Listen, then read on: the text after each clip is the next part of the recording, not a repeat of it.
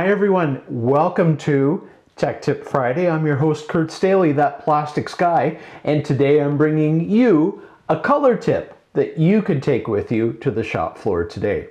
So I've been selling and generally involved in the color side of the plastics industry for quite a number of years. I briefly owned a color compounding business, actually. Unfortunately, did not survive the pandemic, but I learned a tremendous amount about the industry and the various ways that color is created. And prior to that, I had a lot of success selling color into the automotive market, which is very demanding and very technical, but I didn't understand, from a raw material standpoint, how everything works. So today I thought I would share just a couple ways that we can understand the color spaces. So the first, I wanted to share a color management wheel. You can imagine just a 360-degree circle, and you'll have to forgive me, I'm looking at my notes here. Starting at the 0 position with orange going to yellow, green, and then blues to purples to red and all the way back up. So if you're recording in your color match an H value, the H value would correspond to whatever degree on the wheel that color that you're trying to match is hitting. Now, the other little aspect with that particular thing, I'm collecting my thoughts, looks like closer into the center of the wheel, it's darker, and as you move out, it gets progressively lighter. So that is a different way of looking at things than I'm used to. Being on the automotive side of things, we tend to use the LAB color space. So L is lightness, darkness, white or black of a color, if you will. The A space on one side is green, on the other side is red, it's the spectrum. And the B space, or axis if you will, is blue to yellow.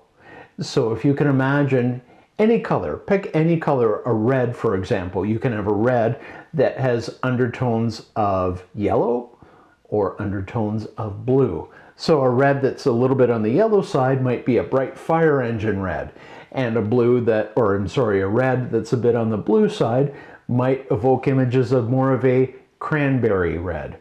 So think of it like that. You can have your main color, and then there's sort of a tone within that main color, if that helps you understand a little bit better. And then of course, do you have something that's very light, almost like a pastel, or something that's very, very dark? A very dark red, for example, like a crimson. I'm imagining that to be red. Please forgive me if I'm using the wrong terminology. But the color spaces are very helpful to understand, and when you're analyzing a color, please make sure you're looking at it under a controlled lighting environment. The lights on the shop floor, that's not a controlled lighting environment. You would want a color booth, generally by the name of Macbeth. There's another company involved, but Macbeth booth is sort of the term that's thrown around. It's become the name that represents this particular piece of equipment. It's a light booth that can generate 3, 4, maybe 5 different color temperatures of light that allow you to look at your master plaque and the target that you've generated through a color match. Or perhaps during your quality control, you have to actually look at something that's coming off the production line and compare it to master. Not a bad idea. Typically in color matching for automotive, we use D65, daylight, 6500 Kelvin, and that really emulates the sun at high noon. So you're out of the golden hour period where you tend to get either a warm or a very blue cast to the light, depending on which way the day is going. So keep the light neutral and controlled, D65, and that will help you to establish what you're really looking at.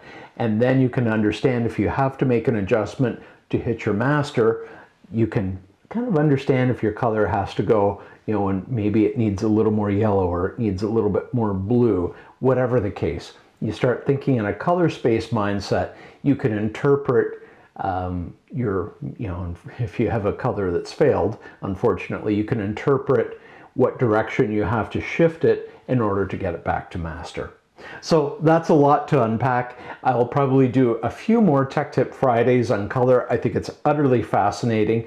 It's a great business. It's, in my opinion, the last avenue of art and science in the plastics industry, and probably in a lot of industries like paint too, for example. I think it's pretty cool. So we'll talk more about it. Until then, have an absolutely wonderful Friday, a great weekend, and we will be back next week to talk maybe more about color. Thanks for tuning in.